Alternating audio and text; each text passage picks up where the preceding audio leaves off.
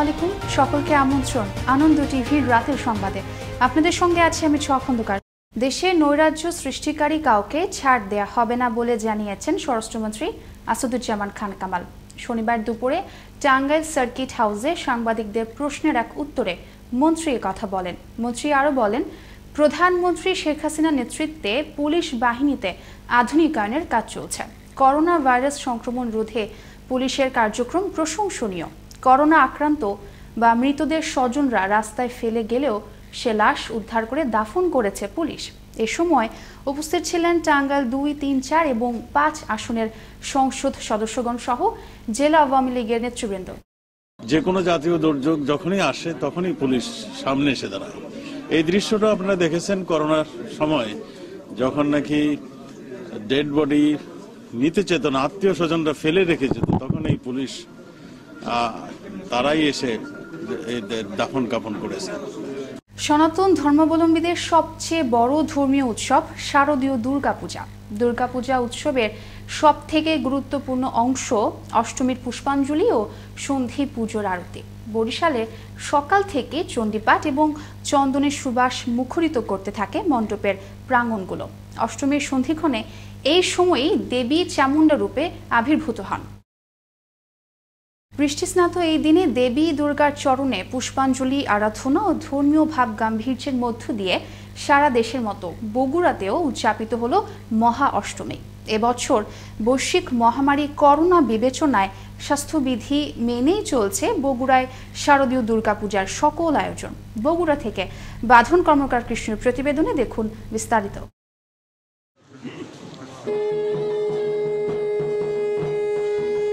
ভক্তদের উলুধ্বনি, ঢাকের বাদ্য, কাসর ঘণ্টা আর শঙ্খের মঙ্গলধ্বনিতে মুখরিত বগুড়ার পূজা মণ্ডপগুলো।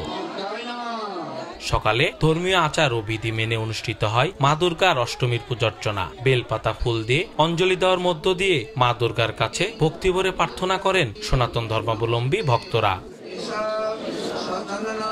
করোনায় স্বাস্থ্যবিধি মেনে এই মাতৃবন্দনার আয়োজন করেছি। বিশ্ব শান্তিকল্পে করোনা ভাইরাসের দ্রুত অবসানের জন্য আমরা দেবী দুর্গার কাছে প্রার্থনা করছি। দুর্গা দুর্গতিনাশিনী, আমরা এইমাত্র বিশ্ব মানুষ সকল মানুষের শান্তিকল্পে মায়ের পায়ে ফুল দিলাম।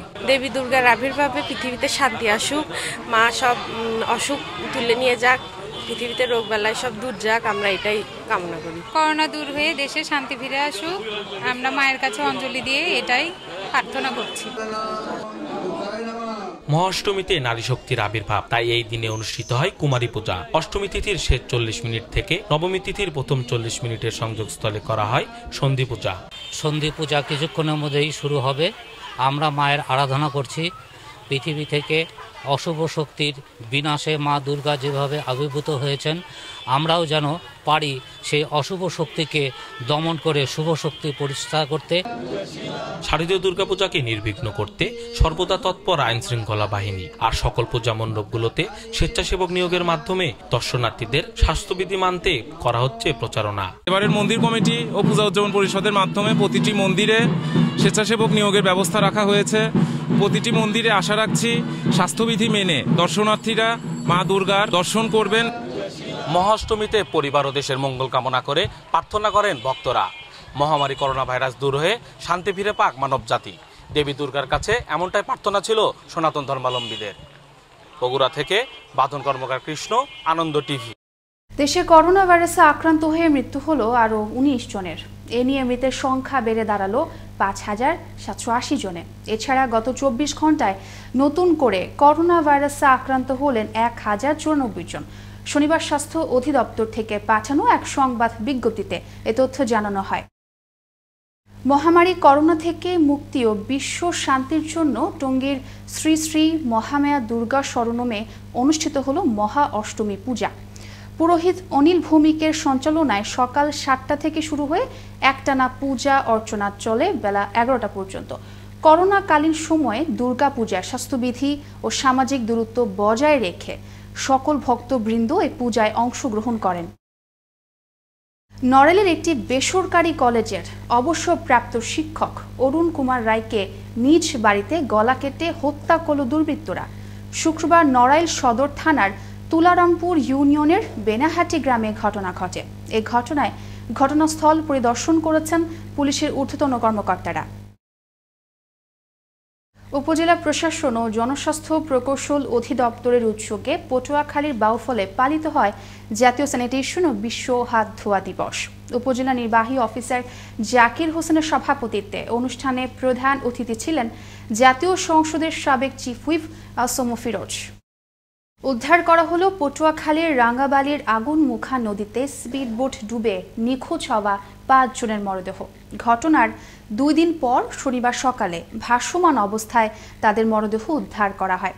রাঙ্গাবালি থানার অফিসার ইনচার্জ আলী আহমদ জানান, আগুনমুখা নদীর থেকে বিভিন্ন পয়েন্ট কোস্টগার্ড ও স্থানীয়দের সহায়তায় মরদেহগুলো উদ্ধার করা হয়। বগুড়ার আদমদীঘিতে 60 কেজি গাঁজা উদ্ধার সহ 3 চোরা কারবারিকে গ্রেপ্তার করল পুলিশ। গাঁজা বহনকারী জিপ গাড়িটিও জব্দ করা হয়।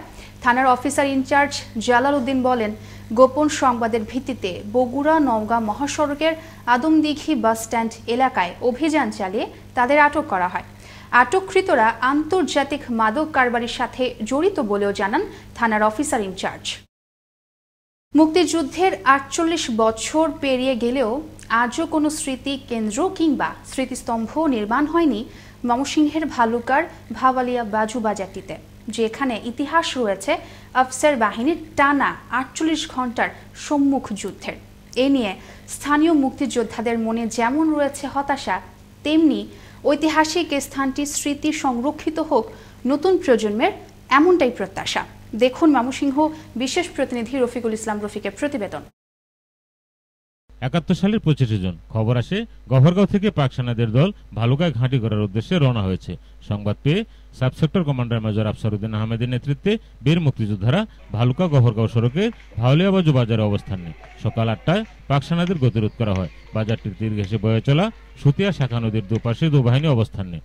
বাজার সহ চারপাশে মুক্তিযোদ্ধাগণ আর নদীর অপর প্রান্তে পাক সেনারা। 48 ঘন্টা সম্মুখ যুদ্ধে 195 জন নিহত ও অসংখ্য পাক সেনা আহত হয়। হেলিকপ্টার দিয়ে সৈন্য সরবরাহ করলেও আফসার বাহিনীর দুর্বার প্রতিরোধের মুখে পাক বাহিনী পিছু হটতে বাধ্য হয়। শহীদ হন উপজেলা মল্লিকবাড়ি গ্রামের বীর মুক্তিযোদ্ধা আব্দুল মান্নান।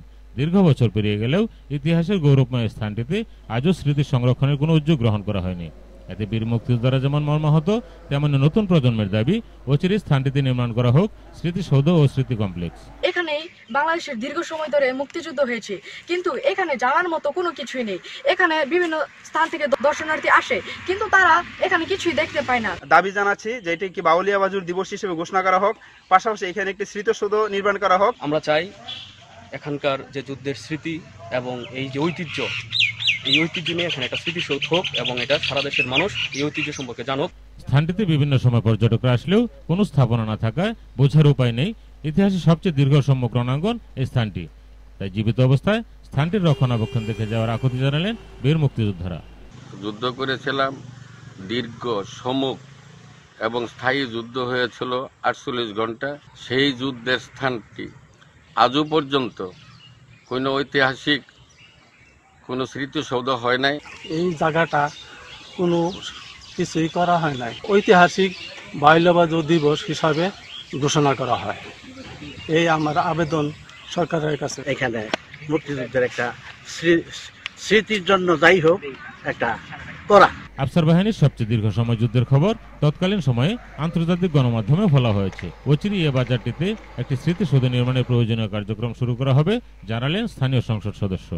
যে সবচেয়ে দীর্ঘতম যুদ্ধ ছিল এই বাউলিয়া বাজার নামক স্থানে সম্মুখ যুদ্ধ, একটা 48 ঘন্টার যুদ্ধ ছিল এখানে।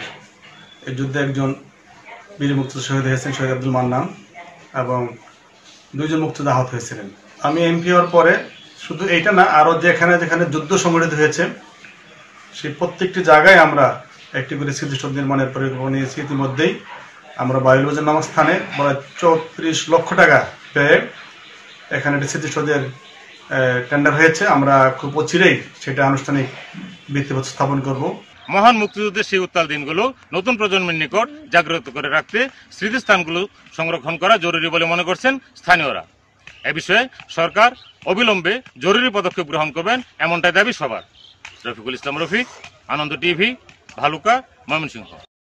অবশেষে ২৮ দিন মৃত্যুর সঙ্গে পাঞ্জা লড়ে ময়মনসিংহ মেডিকেল হাসপাতালে মারা গেল নির্যাতনের শিকার ১০ বছর বয়সী গৃহকর্মী শিশু সাদিয়া। শেরপুরে শ্রীবর্দী উপজেলা আওয়ামী লীগ নেতা আহসান হাবিব শাকিলের স্ত্রী রুমানা জামান ঝুমুরের নির্যাতনে গুরুতর আহত হয় শিশুটি। পরে ২৬ সেপ্টেম্বর শিশু সাদিয়াকে ভর্তি করা হয় মমেক হাসপাতালে। এ ঘটনায় নির্যাতনকারী রুমানাকে শ্রীবর্দী থানা পুলিশ গ্রেপ্তার করে আদালতের মাধ্যমে শেরপুর জেলা কারাগারে পাঠায়। রাতের সংবাদে এই ছিল এখনকার মতো। করোনা থেকে আপনি এবং আপনার পরিবারকে সুরক্ষিত রাখতে সরকারি নির্দেশনা মেনে চলুন। আনন্দ টিভির সর্বশেষ সংবাদ এবং বিনোদন সবার আগে দেখতে যুক্ত হন www.facebook.com/AnandoTVBD এই পেজে। সবাইকে অসংখ্য ধন্যবাদ। শুভরাত্রি।